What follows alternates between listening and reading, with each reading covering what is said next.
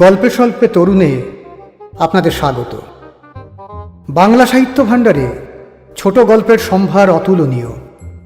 মণিমাণিক্য খচিত সেই সব ছোট গল্প নিয়েই আপনাদের সামনে আমি তরুণ।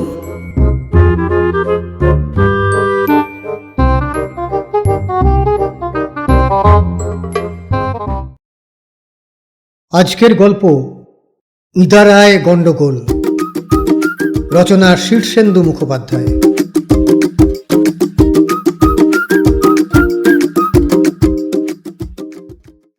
গাঁয়ে একটা মাত্র ভালো জলের ইদারা।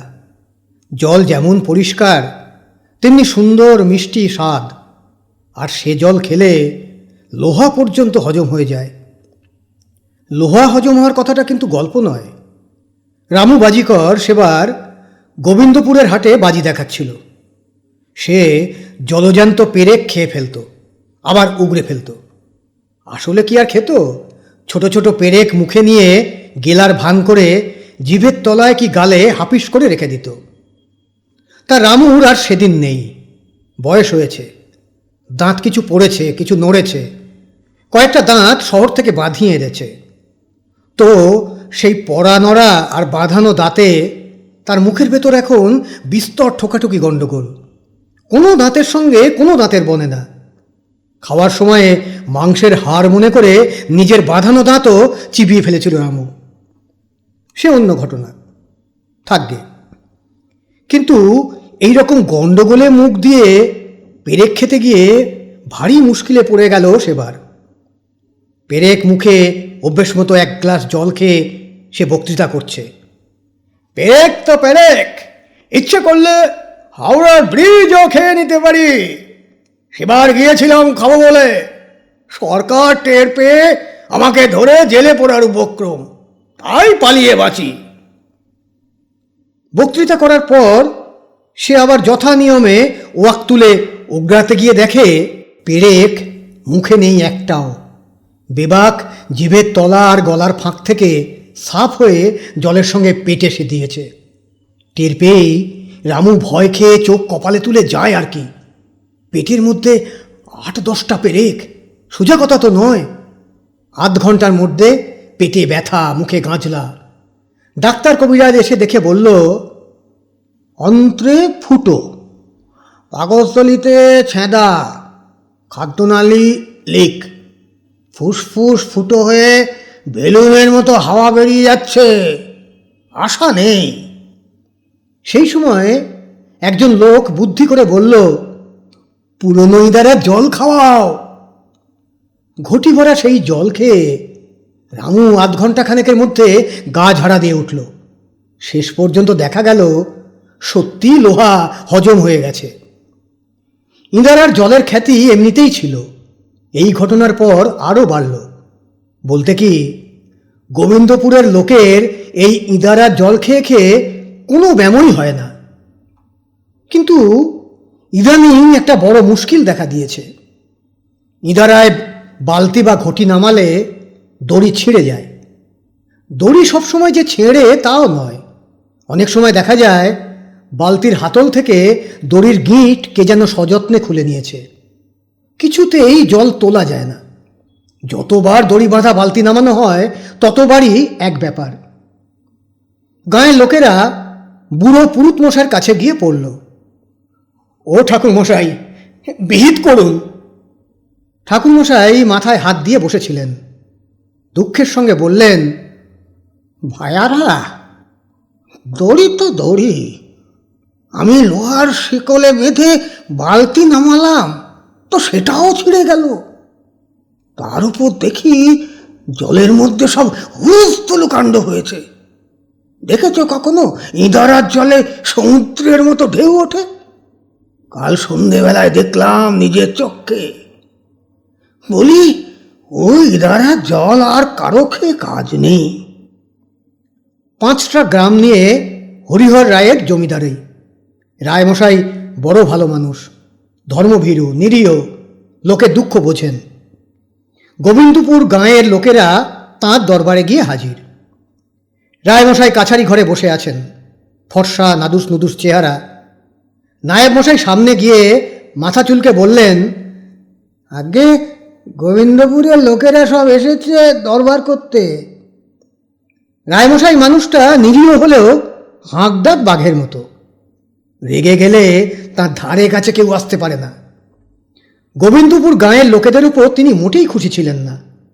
তার সেজ ছেলের বিয়ের সময় অন্যান্য গাঁয়ের প্রজারা যখন চাঁদা তুলে মোহর বা গয়না উপহার দিয়েছিল, তখন এই গোবিন্দপুরের নচ্ছার লোকেরা একটা দুধেল গাই দড়ি বেঁধে টানতে টানতে নিয়ে এসে একগাল হেসে নতুন বউয়ের হাতে সেই গরু বাঁধা দড়ির একটা প্রান্ত তুলে দিয়েছিল।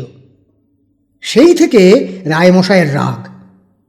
গরুটা যে খারাপ তা নয়, রায়মশায়ের গোয়ালে এখন সেইটিই সবচেয়ে ভালো গরু। দুবেলায় 7 সের দুধ দেয় রোজ। বটের আঠার মতো ঘন আর মিষ্টি সেই দুধেরও তুলনা হয় না। কিন্তু বিয়ের আসরে গরু এনে হাজির করায় চারিদিকে সে কি ছি ছি চিৎকার। আজও সেই কথা ভাবলে রায়মশাই লজ্জায় অধোপতন হন, আবার রাগে রক্তবর্ণ হয়ে যান। সেই গোবিন্দপুরের লোকেরা দরবার করতে এসেছে শুনে রায়মশাই রাগে হুঙ্কার ছেড়ে বলে ওঠেন, কি চায় ওরা? সেই হুঙ্কারে নায়েব মশাই 3 হাত পিছিয়ে গেলেন। প্রজারা আঁতকে উঠে ঘামতে লাগল। স্বয়ং রায়মশাইয়ের কোমরের কষি পর্যন্ত আলগা হয়ে গেল। গোবিন্দপুরের মাতব্বর লোক হলেন পুরুত চক্রবর্তী মশাই। তাঁর গালে সবসময় আস্ত একটা হত্তুকি থাকে, আজও ছিল। কিন্তু জমিদার মশাইয়ের হুঙ্কার শুনে একটু ভিড়মি খেয়ে ঢোক গিলে সামলে ওঠার পর হঠাৎ টের পেলেন মুখে হত্তুকিটা নেই। বুঝতে পারলেন চমকানোর সময় সেটা গলায় চলে গিয়েছিল, ঢোক গেলার সময় গিলে ফেলেছেন। আস্ত হত্তুকিটা পেটে গিয়ে হজম হবে কিনা কে জানে। একটা সময় ছিল পেটে জাহাজ ঢুকে গেলেও চিন্তা ছিল না। গাঁয়ে ফিরে পুরনো ইঁদারার 1 ঘুঁটি জল ঢকঢক করে গিলে ফেললেই জাহাজ ঝাঁঝরা। বামুন ভোজনের নেমন্তন্নে গিয়ে সেবার সোনার গায়ে 2 বালতি মাছের মুড়ো দিয়ে রাধা ভাজা সোনামুগের ডাল খেয়েছিলেন। আরেকবার সদীপিসির শ্রাদ্ধপ্রাশনে 1.5 খানা পাঁঠার মাংস। জমিদার মশাইয়ের সেজ ছেলের বিয়েতে 80 টুকরো পোনা মাছ, 2 হাঁড়ি দই আর 2 সের রসগোল্লা। গোবিন্দপুরের লোকেরা এমনিতেই খাইয়ে। তারা যেখানে যায় সেখানকার সব কিছু খেয়ে প্রায় দুর্ভিক্ষ বাদিয়ে দিয়ে আসে। সেই গোবিন্দপুরের ভোজনপ্রিয় লোকদের মধ্যে চক্রবর্তী মশাই হলেন চ্যাম্পিয়ন। তবে এসব খাওয়া দাওয়ার পিছনে আছে পুরনো ইঁদারার স্বাস্থ্যকর জল। খেয়ে এসে জল খাও, পেট খিদে ডাকাডাকি করতে থাকবে। সেই ইঁদারা নিয়েই বখেরা। চক্রবর্তী মশাই হত্তুকি গিলে ফেলে ভারী দুশ্চিন্তায় পড়ে গেলেন। হত্তুকি এমনিতে বড় ভালো জিনিস, কিন্তু আস্ত হত্তুকি পেটে গেলে হজম হবে কিনা সেইটিই প্রশ্ন। পুরনো ইঁদারা জল পাওয়া গেলে হত্তুকি নিয়ে চিন্তা করার প্রশ্নই ছিল না। চক্রবর্তী মশাই করো জোরে দাঁড়িয়ে বললেন, রাজামশাই, আমাদের গোবিন্দপুর গাঁয়ের পুরনো ইঁদারার জল বড় বিখ্যাত। এতকাল সেই জল খেয়ে কোনো রোগ বালাই আমরা গাঁয়ে ঢুকতে দিইনি। কিন্তু বড়ই দুঃখের কথা, ইঁদারার জল আর আমরা তুলতে পারছি না। রায়মশাই একটু শ্লেষের হাসি হেসে বললেন, হবে না, পাপের প্রায়শ্চিত্ত। আমার ছেলের বিয়েতে যে বড় গরু দিয়ে আমাকে অপমান করেছিল। চক্রবর্তী মশাই জিভ কেটে বললেন, ছি ছি ছি, আপনাকে অপমান রাজামশাই? সেরকম চিন্তা আমাদের মরণকালেও হবে না। তাছাড়া ব্রাহ্মণকে গোদান করলে পাপ হয় বলে কোনো শাস্ত্র নেই। গোদান মহাপুণ্যকর্ম। রায়মশাইয়ের নতুন সভাপণ্ডিত কেশব ভট্টাচার্য মাথা নেড়ে বললেন, কূট প্রশ্ন, কিন্তু কথাটা আপাতগ্রাহ্য। রায়মশাই একটু নরম হয়ে বললেন, হ্যাঁ, ইঁদারার কথা আমিও শুনেছি। সেবার আমায় গোবিন্দপুর থেকে পুরনো ইঁদারার জল আনিয়ে খাওয়ানো হয়, খুব উপকার পেয়েছিলাম। তা সেই ইঁদারা কি শুকিয়ে গেছে নাকি? চক্রবর্তী মশাই ট্যাঙ্ক থেকে আর একটা হত্তুকি বের করে লুকিয়ে মুখে ফেলে বললেন, আগে না, তাতে এখনো কাকচক্ষু জল টলমল করছে, কিন্তু সে জল হাতের কাছে থেকেও আমাদের নাগালের বাইরে। দড়ি বেঁধে ঘটি বালতি যাই নামানো যায়, তার ওঠানো যায় না। দড়ি কে যেন কেটে নেয়, ছিঁড়ে দেয়, লোহার শিকলও কেটে দিয়েছে। রক্তচক্ষে রায়মশাই হুঙ্কার দিলেন, কার কার এত সাহস? এবার হুঙ্কার শুনে গোবিন্দপুরের লোকেরা খুশি হলো, নড়ে চড়ে বসল।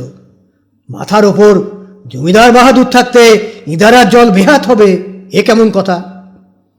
ঠাকুরমশাই বললেন, আগে মানুষের কাজ নয়, এত বুকের পাটা কারো নেই। গোবিন্দপুরের লেঠেলদের কে না চেনে? গোদের ওপর বিষ ফোঁড়ার মতো মাথার ওপর আপনিও রয়েছেন।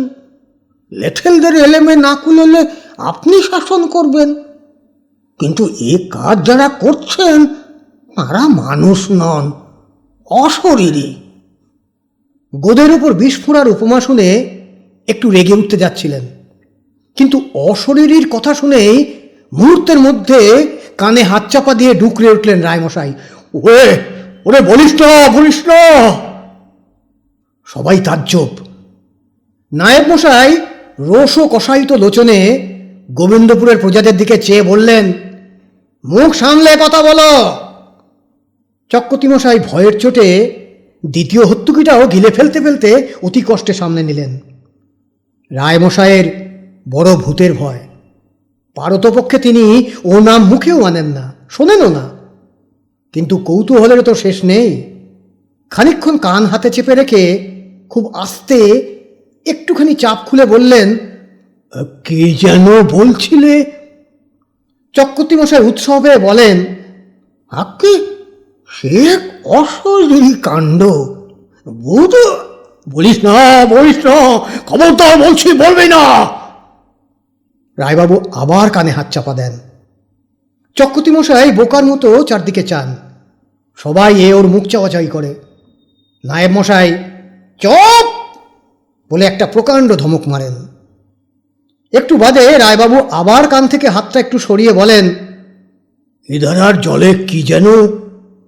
চক্রবর্তী মশাই এবার একটু ভয়ে ভয়ে বলেন, আজ্ঞে সে এক সাংঘাতিক ভুতুড়ে ব্যাপার। চুপ কর, চুপ কর, রম রম রম রম রম রম রম রম রম বলে আবার রায়বাহাদুর কানে হাত। খানিক পরে আবার তিনি বড় বড় চোখ করে চেয়ে বলেন, রেখে ঢেকে বল। আগে বালতি ঘটির সব দড়ি তেনারা কেটে নেন, শিকল পর্যন্ত ছেড়েন। তাছাড়া ইদারার মধ্যে হাওয়া বয় না, বাতাস দেয় না, তবু তাল গাছের মতো ঢেউ দেয়, জল হিলিবিলি করে ফাঁপে। বাবারে বলে রায়বাবু চোখ বুজে ফেলেন। ক্রমে ক্রমে অবশ্য সবটাই রায়বাবু শুনলেন। তারপর একটা দীর্ঘশ্বাস ফেলে বললেন, দিনটাই মাটি করলি তোরা। নায়েবমশাই, আজ রাতে আমার শোয়ার ঘরে 4 জন দারোয়ান মোতায়েন রাখবেন। যে আজ্ঞে। গোবিন্দপুরের প্রজারা হাত জোড় করে বলল, হুজুর আপনার ব্যবস্থা তো দারোয়ান দিয়ে করালেন, এবার আমাদের ইদারার একটা বেলি ব্যবস্থা করুন। ইদারা বুঝিয়ে ফেলবে, ও ইদারা রাখা ঠিক নয়। দরকার হলে আমি ইদারা বোঝানোর জন্য গোগাড়ি করে ভালো মাটি পাঠিয়ে দেব কোন। তখন শুধু গোবিন্দপুরের প্রজারাই নয়, কাছারি ঘরের সব প্রজাই হাহা করে উঠে বলে, তা হয় না হুজুর, তা হয় না। সেই ইদারার জল আমাদের কাছে ধন্বন্তরী, তাছাড়া জলও তো নষ্টও হয়নি, পোকাও লাগেনি, কয়েকটা ভূত। রায়বাবু হুঙ্কার দিলেন, চুপ, ওনার মুখে আনবি তো মাটিতে পুঁতে ফেলব। সবাই চুপ মেরে যায়। রায়বাবু বেজার মুখে কিছুক্ষণ ভেবে ভট্টাচার্য মশাইয়ের দিকে চেয়ে বললেন, এ তো লেঠেলদের কর্ম নয়, একবার যাবেন নাকি সেখানে? রায়মশাইয়ের আগের সভাপণ্ডিত মুকুন্দ শর্মা 100 বছর পার করে এখনো বেঁচে আছেন, তবে একটু অথর্ব হয়ে পড়েছেন, ভারী ভুলো মন, আর দিনরাত খাই খাই, তাকে দিয়ে কাজ হয় না। তাই নতুন সভাপণ্ডিত রাখা হয়েছে কেশব ভট্টাচার্যকে। কেশব এই অঞ্চলের লোক নন, কাশী থেকে রায়মশাই তাকে আনিয়েছিলেন। তাঁর ক্ষমতা বা পাণ্ডিত্য কতদূর তার পরীক্ষা এখনো হয়নি, তবে লোকটিকে দেখলে শ্রদ্ধা হয়। চেহারাখানা বিশাল তো বটেই, গায়ের বর্ণ উজ্জ্বল, তা সেও বেশি কথা কিছু নয়। তবে মুখের দিকে চাইলে বোঝা যায় চেহারার চেয়েও বেশি কিছু এর আছে, সেটা হলো চরিত্র। জমিদারের কথা শুনে কেশব একটু হাসলেন। পরদিন সকালেই গো গাড়ি চেপে কেশব রওনা হয়ে গেলেন গোবিন্দপুর। পিছনে পায়ে হেঁটে গোবিন্দপুরের 100-2 লোক। দুপুর পেরিয়ে গায়ে ঢুকে কেশব মোড়লের বাড়িতে একটু বিশ্রাম করে ইঁদারার দিকে রওনা হলেন। সঙ্গে গোবিন্দপুর আর আশেপাশের গাঁয়ের হাজার হাজার লোক। ভারী সুন্দর একটা জায়গায় ইঁদারাটি খোঁড়া হয়েছিল। চারদিকে কলকে ফুল আর ঝুমকো জবার কুঞ্জবন। একটা বিশাল পিপুল গাছ ছায়া দিচ্ছে। ইঁদারার চারধারে বড় বড় ঘাসের বন, পাখি ডাকছে, প্রজাপতি উঠছে। কেশব আস্তে আস্তে ইঁদারার ধারে এসে দাঁড়ালেন। মুখখানা গম্ভীর, সামান্য ঝুঁকে জলের দিকে চাইলেন। সত্যি কাকচক্ষু জল, টলমল করছে। কেশব আস্তে করে বললেন, কে আছিস?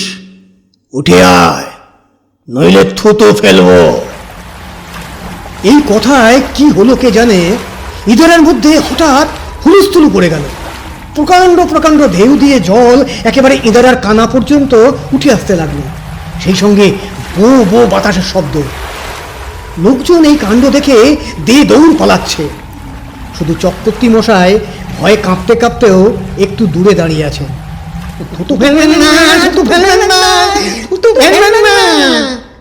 বলতে বলতে ইঁদারা থেকে শয়ে শয়ে ভূত বেরোতে থাকে।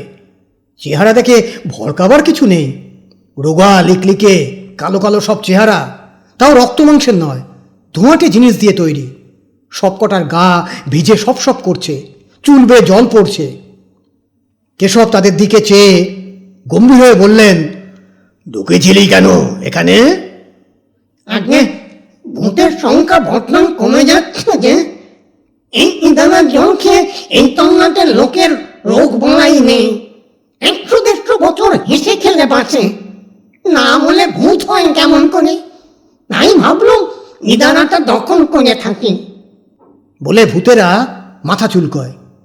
কেশব বলেন, অতি কূট প্রশ্ন, কিন্তু কথাটা আপাতগ্রাহ্য। ভূতেরা আশকারা পেয়ে বলে, ওই ওই যে চক্রবর্তী মশাই দাঁড়িয়ে রয়েছেন, ওর বয়স 120 বছর। বিশেষ নয়, জিজ্ঞেস করুন ওকে। কেশব অবাক চোখে চক্রবর্তীর দিকে তাকিয়ে বলেন, বলে কি এরা মশাই, সত্যি নাকি? এক হাতে ধরা পইতে, অন্য হাতের আঙুলে গায়ত্রী জপ করে ধরে রেখে চক্রবর্তী আমতা আমতা করে বলেন, ঠিক স্মরণে নেই। কূট প্রশ্ন, কিন্তু আপাতগ্রাহ্য, কেশব বললেন। ঠিক এই সময়ে চক্রবর্তীর মাথায়ও ভারী কূট একটা কথা এলো। তিনি ফস করে বললেন, আচ্ছা, ভূতেরা কি মরে? কেশব চিন্তিতভাবে বললেন, সেটা কূট প্রশ্ন। চক্রবর্তী সঙ্গে সঙ্গে বললেন, কিন্তু আপাতগ্রাহ্য। ভূত যদি নাই মরে, তবে সেটাও ভালো দেখায় না। স্বয়ং মাইকেল বলে গেছেন, জন্মিলে মরিতে হবে, অমরকে কোথা কবে। ভূতেরা কাউ মাউ করে বলে উঠল, আমরা কি করব? আমরা কি করব? আমাদের হাট ফেন হয় না, ম্যালেরিয়া, ওলা ওঠা, সান্নিপাতিক, শূন্যস্রাব হয় না, তাহলে মরব কিসে? দোষটা কি আমাদের? চক্রবর্তী সাহসে ভর করে বলেন, তাহলে দোষ তো আমাদের নয় বাবা সকল। কেশব বলেন, অতি কূট প্রশ্ন। চক্রবর্তী বলে উঠলেন, কিন্তু আপাতগ্রাহ্য। সপাচেক ছন্নছাড়া বিদঘুটে ভেজা ভূত চারদিকে দাঁড়িয়ে খুব উৎকণ্ঠার সঙ্গে কেশবের দিকে তাকিয়ে আছে। কি রায় দেন কেশব? একটা বুড়ো ভূত কেঁদে উঠে বলল, ঠাকুর মশাই, জলে ভেজানো ভাত যেমন পান্তা ভাত, তেমনি দিনরাত জলের মধ্যে থেকে আমরা পান্ত ভূত হয়ে গেছি। ভূতের সংখ্যা বাড়ানোর জন্য এত চেষ্টা করলাম, সে কষ্ট বৃথা যেতে দেবেন না। অতি কূট প্রশ্ন, কেশব বললেন। চক্রবর্তী মশাই এবার আর আপাতগ্রাহ্য বললেন না, সাহসে ভর করে বললেন, তাহলে ভূতেরও মৃত্যুর নিদান থাকা চাই। না যদি হয় তবে আমিও ইদারার মধ্যে থুতু ফেলব। আর তারই বা কি দরকার, এক্ষুনি আমি এইসব ভূত বাবা সকলের গায়ে থুতু ফেলছি। চক্রবর্তী মশাই বুঝে গেছেন থুতুকে ভূতেদের ভারী ভয়। বলার সঙ্গে সঙ্গে ভূতেরা আঁতকে উঠে 10 হাত পিছিয়ে চেঁচাতে থাকে, থুতু ফেলবেন না, থুতু ফেলবেন না, থুতু দেবেন না, থুতু দেবেন না। কেশব চক্রবর্তী মশাইকে এক হাতে ঠেকিয়ে রেখে ভূতেদের দিকে ফিরে বললেন, চক্রবর্তী মশাই যে কূট প্রশ্ন তুলেছেন তা আপাতগ্রাহ্য বটে, আবার তোমাদের কথাও ফেলনা নয়। কিন্তু যুক্তি প্রয়োগ করলে দেখা যায় যে ভূত কখনো মরে না, সুতরাং ভূত খরচ হয় না, কেবল জমা হয়। অন্যদিকে মানুষ 200 বছর বাঁচলেও একদিন মরে, সুতরাং মানুষ খরচ হয়। তাই তোমাদের যুক্তি টেকে না। ভূতেরা কাউমাউ করে বলতে থাকে, আগে অনেক কষ্ট করেছি, আমাদেরটা দেখুন, আমি অনেক কষ্ট করেছি আমরা। কেশব দৃঢ় স্বরে বললেন, তা হয় না। ঘটি বাটি যা সব কুয়োর জলে ডুবেছে সমস্ত তুলে দাও, তারপর ইঁদারা ছাড়ো, নইলে চক্রবর্তী মশাই আর আমি দুজনে মেলে থুতু। আর বলতে হলো না। ঝপাঝপ ভূতেরা ইদারায় লাফিয়ে নেমে ঠনাঠন ঘটি বালতি তুলতে লাগলো। মুহূর্তের মধ্যে ঘটি বালতির পাহাড় জমে গেল ইদারার চারপাশে। পুরনো ইদারায় এরপর ভূতের আস্তানা রইল না। ভেজা ভূতেরা গোবিন্দপুরের মাঠে রোদে পড়ে থেকে থেকে কদিন ধরে গায়ের জল শুকিয়ে নিল। শুকিয়ে আরও চিমড়ে মেরে গেল। এত রোগা হয়ে গেল তারা যে গায়ের ছেলেপুলেরাও আর তাদের দেখে ভয় পেত না।